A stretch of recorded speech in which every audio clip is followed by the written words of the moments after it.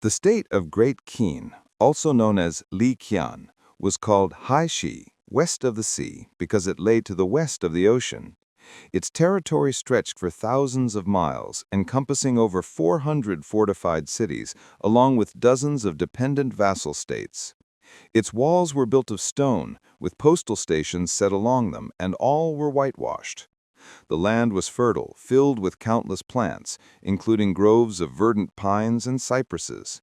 The people there were diligent farmers, cultivating various crops and mulberry trees. They typically cut their hair short, wore finely patterned garments, and traveled in small carriages roofed with white canopies. Whenever they entered or departed, drums resounded while banners and standards fluttered in the air. This description is taken from the Book of the Later Han, Records of the Western Regions, reflecting how ancient Chinese people perceived the Roman Empire, one of the most magnificent empires in human history. From the 8th century BCE to around the 3rd to 4th century CE, Rome rose from a humble city-state to become a vast empire, conquering Egypt, Greece, and Mesopotamia, and dominating much of the European continent. Although it emerged later than many other ancient civilizations, Rome's influence on the Western world was profound and enduring, spanning politics, military affairs, culture, and the arts. So what makes Roman culture so distinctive? Let us explore further in the following article by a writer from World Mystery. General overview of Rome.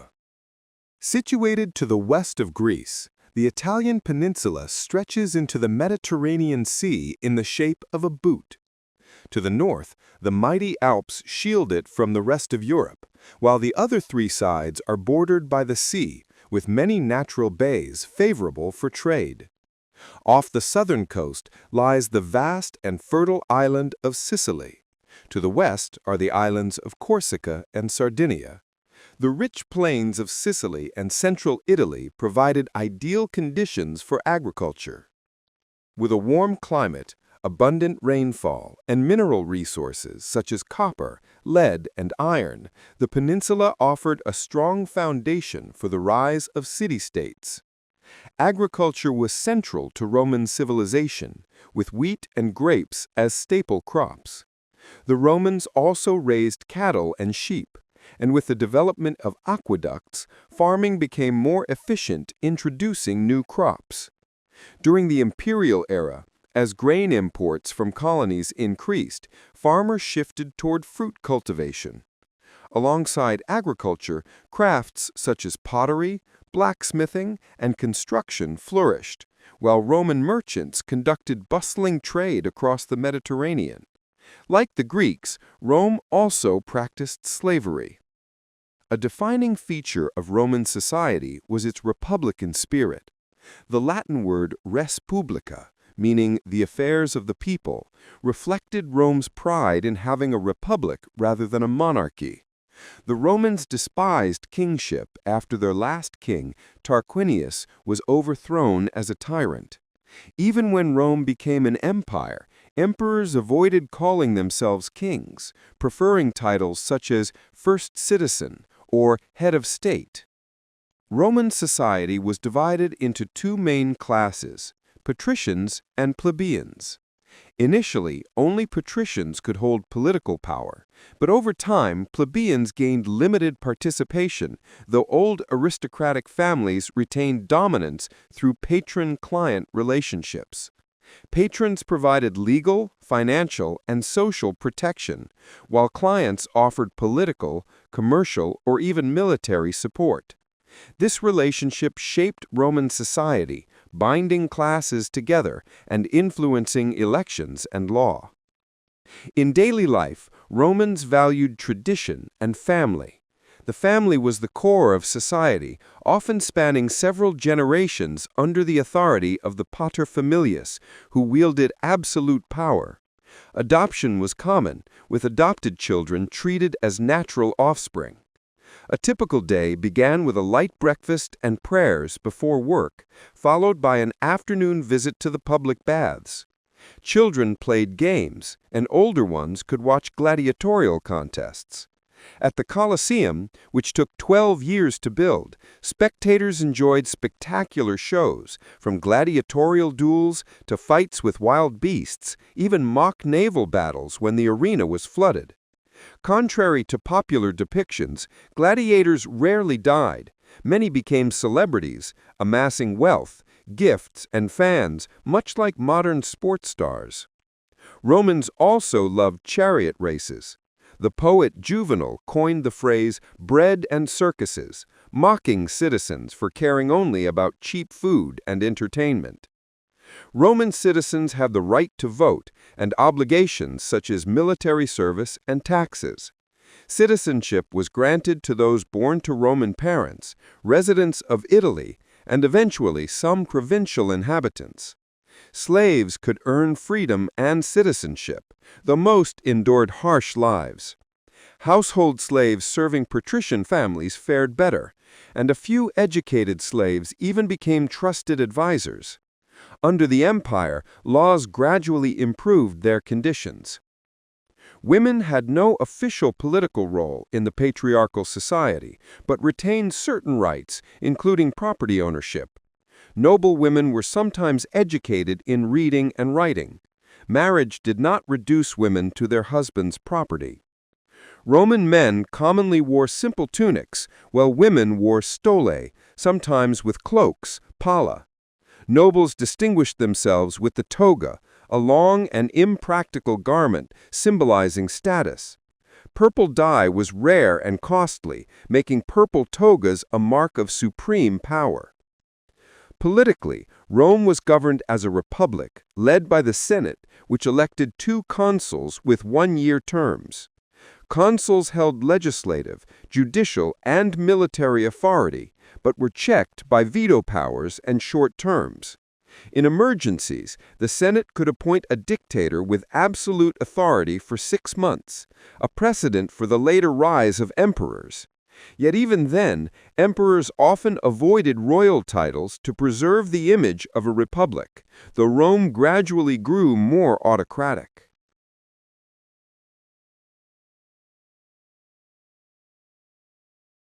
The Roman military. The Roman military had a profound influence on the entire social structure of Rome. The victories of both the Roman Republic and the Roman Empire made the Roman legions a model of military organization, strength, and efficiency in the ancient world. The Roman army was primarily organized into legions. During the Republic, a standard legion comprised about 4,200 soldiers, divided into 30 to 35 cohorts of 120 to 140 men each. In the imperial period, this number rose to around 5,200 soldiers, not including allied troops, divided into 10 cohorts. Permanent legions only emerged after Marius's reforms in 107 BCE. Before that, they were temporary units raised for campaigns and disbanded afterward. Throughout Roman history, hundreds of legions were named and numbered, but only about 50 can be clearly identified today. In the early empire, Rome usually maintained 25 to 35 permanent legions, with the number increased in times of need. Besides the regular army, emperors had their own elite guard called the Praetoriani, the Praetorian Guard, which initially numbered 4,000 to 5,000 men, but later grew to as many as 12,000 to 15,000.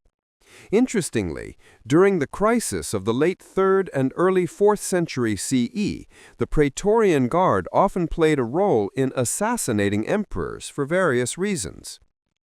Legions were commanded by officers known as legatus leganii. Beneath them were senior officers, often from noble families, and high-ranking staff officers of humbler origin. Each cohort was led by a centurion. In theory, all centurions held equal rank, but those in senior cohorts often had greater prestige. Roman military law was extremely strict, enforcing punishments such as decimatio. In a guilty unit, 1 out of every 10 soldiers was executed by his comrades. Even officers could be executed by imperial order for serious mistakes. Following major conflicts, particularly against Carthage and northern tribes, Rome carried out sweeping military reforms that transformed citizen militias into a permanent standing army. Soldiers were paid wages by the state and provided with food, weapons, and equipment. Beyond warfare, the Roman military also served as a highly effective construction force, building roads, bridges, and fortified camps wherever they marched. In terms of equipment, Roman soldiers used a variety of armor: lorica hamata, or chainmail, and lorica squamata, or scale armor, during the Republic, and lorica segmentata, or plate armor, in the early Empire. Helmets usually featured a domed crest with cheek and neck guards, while shields included the large rectangular scutum and the smaller round parma. Weapons ranged from the short sword gladius and throwing spear pila to daggers, bows, and crossbows. One of the most important turning points was Marius's military reforms. Previously, soldiers had to equip themselves, limiting the size and quality of the army. Marius allowed the poor to enlist as professional soldiers, with the state supplying arms and armor. The length of service increased from 5 to 7 years to 16 to 25 years. This strengthened the army in both numbers and skill, but shifted soldier loyalty from the Republic to their generals, paving the way for military dictatorship. In 104 BCE, Marius also standardized legionary symbols, adopting the eagle as the sole emblem. Rome also emphasized cavalry and naval power. Julius Caesar famously employed Gaulish and Germanic cavalry to conquer Gaul. As for the navy, although initially weak, Rome built powerful fleets during the Punic Wars, innovating with the Corvus boarding bridge that allowed infantry to fight at sea, helping them defeat Carthage. Through these reforms and its unmatched discipline, the Roman army was not only a vast war machine, but also the backbone of Rome's expansion and survival as an empire.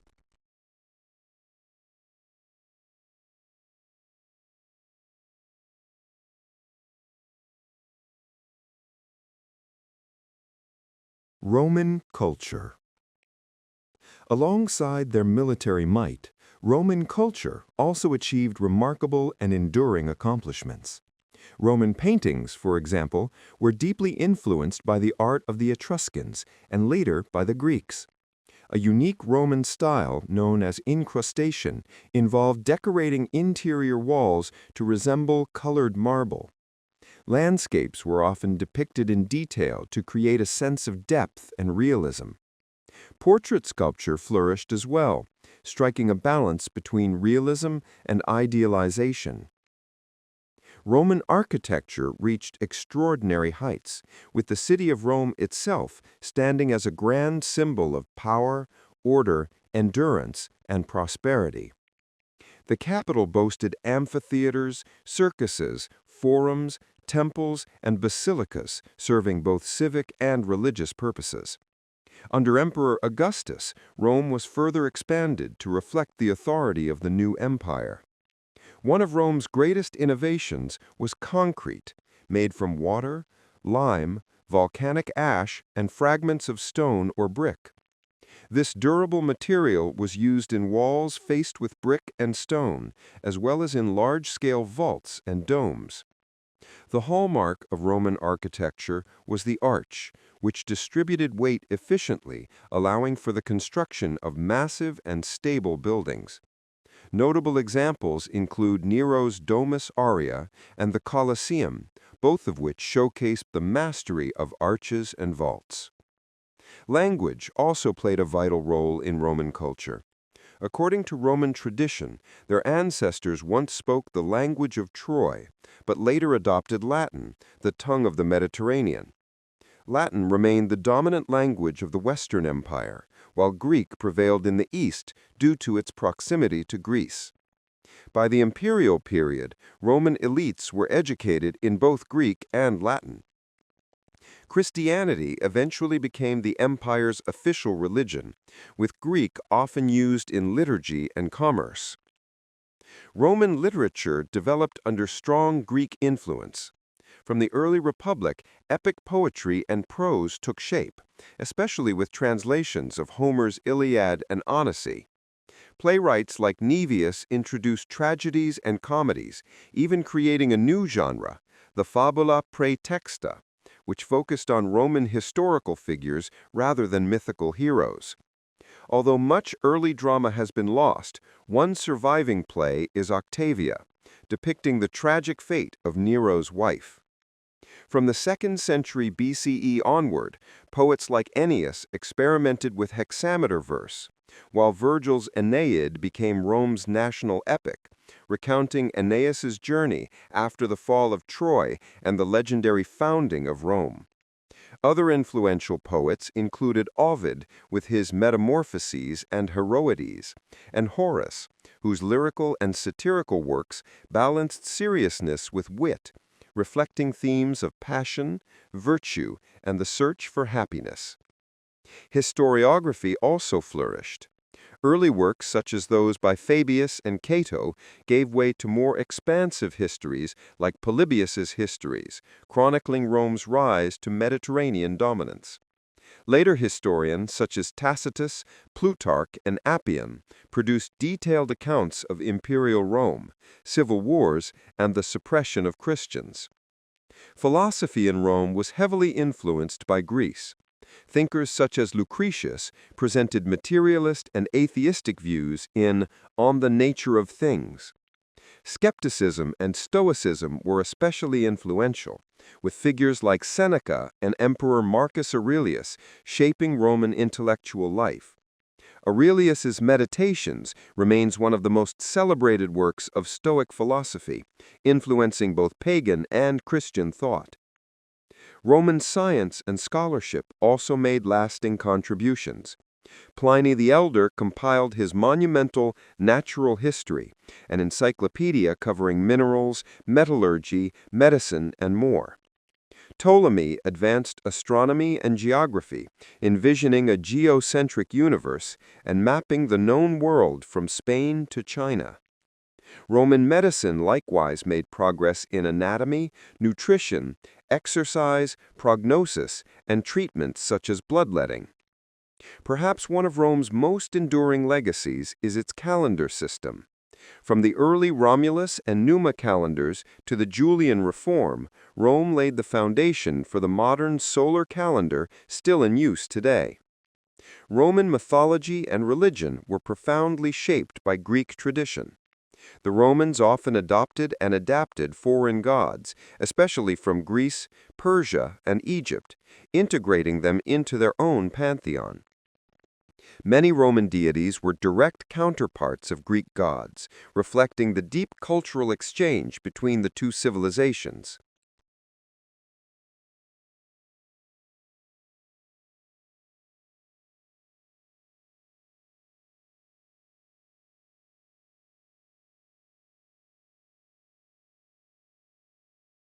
Overview of history. The city of Rome and the Roman kingdom are traditionally said to have been founded in 753 BC by Romulus. However, as early as the 2nd millennium BC, the region was already inhabited, including the Etruscans in northern and central Italy and some Greek communities in the Cebalus area. Archaeological evidence shows that settlements existed around Rome by about 1000 BC, proving that the area had long been populated. Over time, the Romans gradually expanded and absorbed neighboring regions. The Roman kingdom itself did not last long and left behind few detailed records. According to legend, it was ruled by 7 kings, the last of whom, Lucius Tarquinius Superbus, was a tyrant whose cruelty provoked resentment among both the people and the aristocracy. In 509 BC, the nobles revolted, overthrowing him and ending the monarchy. 2 leading figures, Lucius Junius Brutus and Lucius Tarquinius Collatinus, became the first consuls, ushering in the Roman Republic. From then on, Rome never had another king, and even later emperors never assumed the title of king. During the Republic, Rome expanded from a small city-state into a regional power. Its political system blended elements of monarchy, aristocracy, and democracy, creating a flexible and adaptive structure that laid a solid foundation for growth. The Republic's guiding principle was defensive expansion. They fought wars only when threatened, believing that only just wars were sanctioned by the gods. The most notable conflicts of this period were the three Punic Wars against Carthage.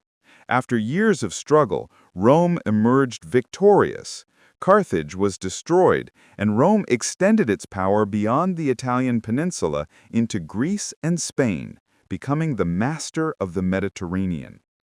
By the 1st century BC, however, Rome plunged into political crisis with a series of civil wars.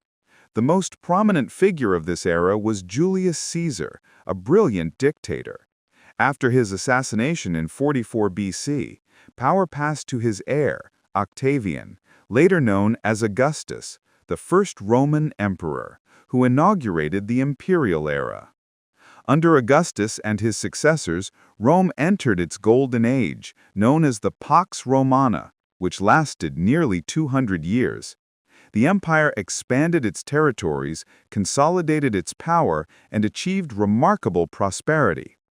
Yet from the late 2nd century, particularly after the death of Marcus Aurelius in 180 AB, Rome began to decline, entering the crisis of the 3rd century, marked by plague, invasions, and civil strife.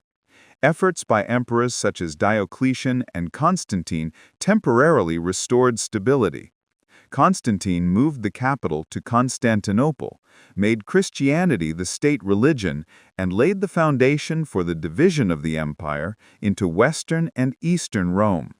In 476 AD, the Western Roman Empire collapsed when its last emperor, Romulus Augustus, was deposed.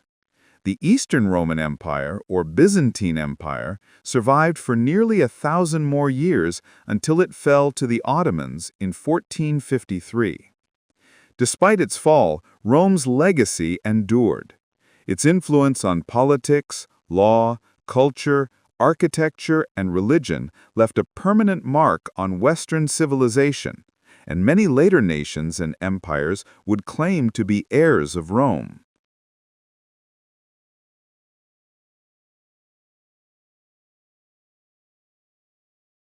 And that's the end of today's content. If you found this video helpful, don't forget to like, share, and subscribe to the YouTube channel and turn on the notification bell so you won't miss any other exciting content in the future. For now, goodbye, and see you again in the next videos.